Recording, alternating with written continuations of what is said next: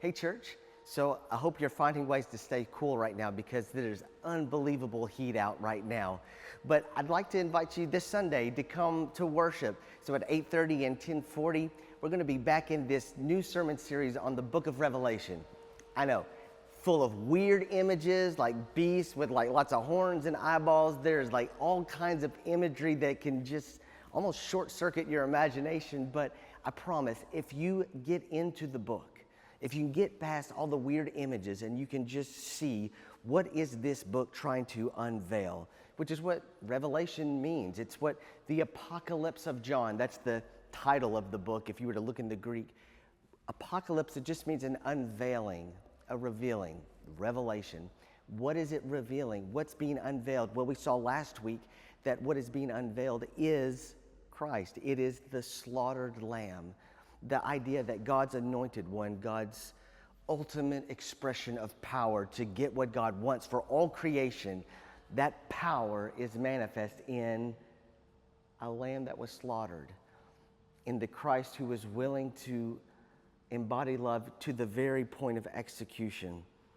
And yet we see that that power of love was exalted in that exact expression of love is what is ultimately going to get what God wants for all of creation. It will defeat all of the beasts of empires throughout history. It will defeat hate. It will defeat even the tomb itself. So that's what we saw last week is the beginning of what is revealed. The slaughtered lamb is the center of everything.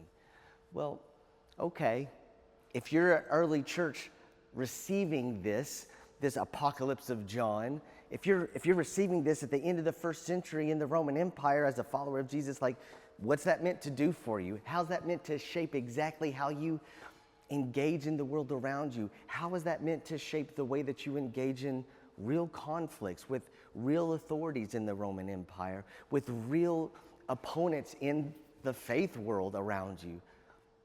What is this thing supposed to actually mean for your everyday life? We're going to look at that next week for not just the early Christians who are first receiving this, but for us too.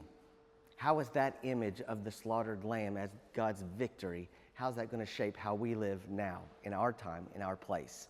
There's actually really good and beautiful answers in that bizarre book of Revelation. So, hope you can come this Sunday. We'll see you in church.